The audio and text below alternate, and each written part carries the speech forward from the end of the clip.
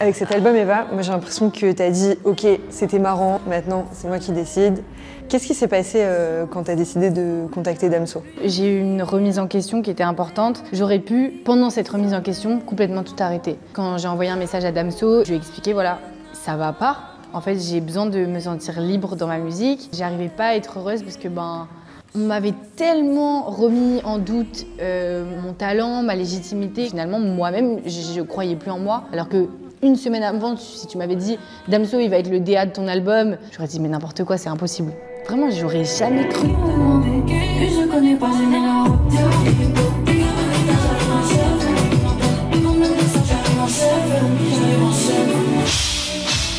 Eva, est-ce que tu peux me dire où on est là? Là, on est actuellement sur les répètes de mon prochain concert à la salle Playel, avec les danseurs, les musiciens, toute l'équipe de la technique. Moi, c'est la première fois que je joue avec un groupe, mais c'est trop cool parce que ça va avec la direction de l'album aussi, qui est très musical. Donc là, c'est cool aussi sur scène de pouvoir ressentir la batterie, ressentir la guitare. Ah ouais, c'est fou. C'est ce qui m'a emporté. En fait, tu ramènes ce qu'il y avait en studio, tu le ramènes sur scène. Exactement. La scénographie, j'ai fait un mood board énorme. Tout a été millimétré. Là, par exemple, je vais noter la lumière. Je veux que de 0 à 0,20, ce soit du noir sale. De 0,20 à 0,23, il y ait des éclairs. Je me suis dit, comment moi, avec mon art et mon intention, je peux apporter quand même des images fortes et insérer le public dans mon monde, en fait, tout simplement.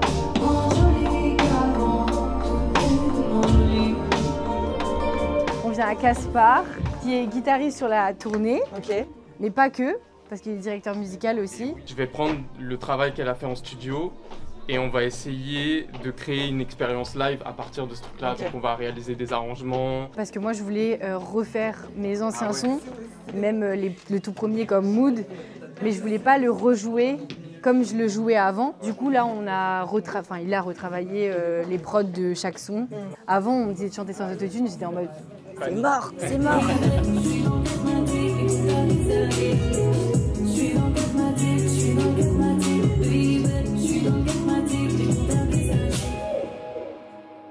Par rapport à cet album, tu l'as créé à Bruxelles sur 1 an. Qu'est-ce que tu as appris durant cette année? Musicalement parlant, j'ai surtout appris que le détail était très important, que je pouvais faire beaucoup de choses avec ma voix. Avant, j'avais pas confiance.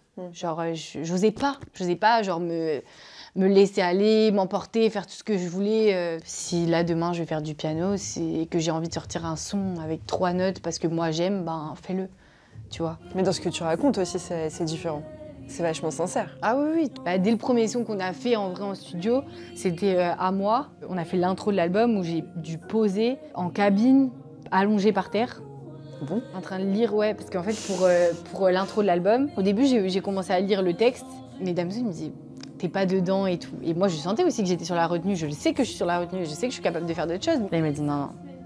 Tu vas t'allonger, on va te mettre en condition, on a éteint les lumières, on a mis le micro par terre et j'ai lu sur mon téléphone, donc il y avait vraiment que la lumière dans mon téléphone. Ah ouais. En fait, j'ai juste ressenti ce que j'étais en train de dire parce que c'est tellement vrai. En fait, c'est fou. Donc en fait, ce qu'on entend sur la track, c'est t'es allongée.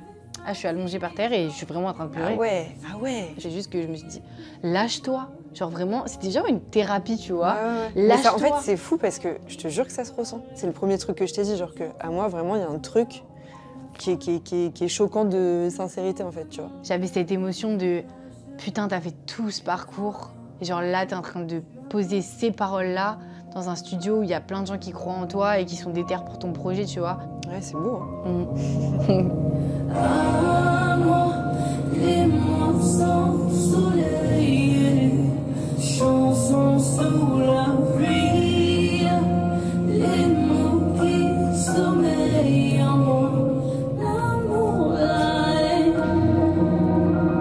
Ça c'est juste mon amie, il y a Clara aussi qui est là, ma meilleure amie. Maintenant il y a Julia aussi, ma manager qui est là, en train de travailler. Elle fait semblant de travailler. C'est important d'être entourée. Quand je sors de scène et que je vois ma meilleure pote, c'est ma vie. Vous étiez à Cannes toutes les deux? Ouais. En fait, je trouve que si tu restes en Paris avec les gens de ton milieu, etc., t'es trop influencé sur des styles musicaux parce qu'on dit que c'est stylé en ce moment ou quoi. Alors que quand tu retournes à ton truc avec tes potes et tu t'écoutes ce que t'as envie d'écouter, j'ai oublié mon c'est lui. Elle est dans son clip, son premier clip, elle est dedans. Premier clip, c'est vrai. Elle est derrière. Non, mais je suis un monstre. Ouais, c'est un monstre. Dans mon mood, je suis dans mon mood, je suis dans mon mood. Jules Fradé. C'est toi, Jules Fradé. C'est vraiment une star qui s'est occupée du coup de beaucoup de choses dans la direction artistique des sons avec Damso, parce que Jules, c'est un génie. Je crois que tout le but de ce projet dès le départ, c'était de toujours te mettre toi au milieu et de te demander qu'est-ce que tu veux faire, qu'est-ce que t'en penses, t'aimes pas, et on construit de là. Moi, j'ai été habituée à aller en studio avec avant des gens qui travaillaient avec moi, qui... J'étais jeune, quoi, j'avais 17 ans, donc quand je suis arrivée, c'était plus ok, on va faire ce son, ça c'est hyper à la mode, on va faire ça, truc, tu poses comme ça, ok, mettez-lui un peu plus de téléphone, et on me demandait pas vraiment mon avis en fait. J'ai senti que là, la dynamique du travail, c'était plus du tout la même. J'espère il est encore plus que le premier aussi. En vrai, ça avait l'air ok. Est-ce que vous, quand vous m'entendez, je chante sur la bonne note, la même amplitude? Jules. C'est peut-être la latence de l'autotune. Je sais pas, ouais, peut-être qu'il y a eu trop d'autotune là, non? Et la reverb, c'est comme tu veux. Moi-même, je sais pas où j'étais. L'amour est un assassin, il te tue même quand t'es pas né. Quelle seule idée, il veut me valider, moi je veux valider mon panier. Toi, Eva, t'as tout le temps parlé d'amour, mais là, cette fois-ci, t'en parles un peu différemment, je trouve. Et je me suis dit, mais elle se fait briser le cœur ou... Ah ouais? Ouais. Bah en vrai, Non. pas du tout. Bon, Ah franchement, pas du tout, du tout. J'ai toujours été tendance à être celle qui brisait le cœur. Malheureusement. Non, mais parce qu'en fait, je suis quelqu'un qui veut surtout pas dépendre de qui que ce soit. Et genre, j'ai grave envie de faire passer ce message aussi des meufs en mode c'est trop cool d'avoir un mec et tout, mais genre, faut pas non plus dépendre de la personne. Je ne t'appartiens pas, tu ne m'appartiens pas, on vit ensemble, on s'aime, mais genre, moi je peux pas. Sinon, je peux pas. Et en fait, je me suis rendu compte en grandissant que c'était vraiment comme ça que moi j'avais besoin de vivre, parce que sinon je me sens trop étouffée et j'y arrive pas. Tu veux, même si je n'ai En termes d'image, t'as beaucoup changé aussi. J'aimerais bien parler avec toi d'un truc qu'on entend beaucoup dans la musique, c'est le branding. En fait, le fait que tu travailles plus, finalement, ça fait que c'est plus toi qu'avant. En fait, finalement, c'est plus moi, parce que comme c'est carré Ouais. et que c'est moi qui décide de chaque détail, c'est moi à 100%. Alors que si tu laisses l'opportunité à quelqu'un de prendre ton image et d'en faire un peu ce qu'il veut, bah du coup, ça sera sa définition de ton image. J'ai trop laissé ça justement avant, et que ce soit sur mes concerts, mes shootings photos, mes réseaux sociaux, pas trop, j'ai toujours fait un peu ce que je voulais, mais ce que je veux dire, c'est que là, maintenant, c'est vraiment choisi, détaillé, et tout ça, c'est important de savoir ce que tu es en train de faire, en fait. Et puis, ça allait tellement vite. Bah oui, c'est ça. Ça allait tellement vite. Je sais que moi, j'ai fait mon premier single et ça a tout de suite marché. En général, une carrière, ça se construit. Tu vois, on va beaucoup de fois en studio, on voit ce qui est cool, ce qui est pas cool, ce qui est nul. Moi, j'ai pas eu le temps de tout ça. Et donc, ces 2 ans-là, bah, c'était court quand même, mais je m'en suis servi pour me construire, tu vois, et choisir ce que je voulais faire et créer mon univers. Qui m'a demandé? T'as vu le timing du coup, comment ça s'enchaîne? C'est pas mal, non? Ouais, c'est très bien. Peut-être je peux rallonger un peu, mais en vrai, moi j'aime bien que ça enchaîne.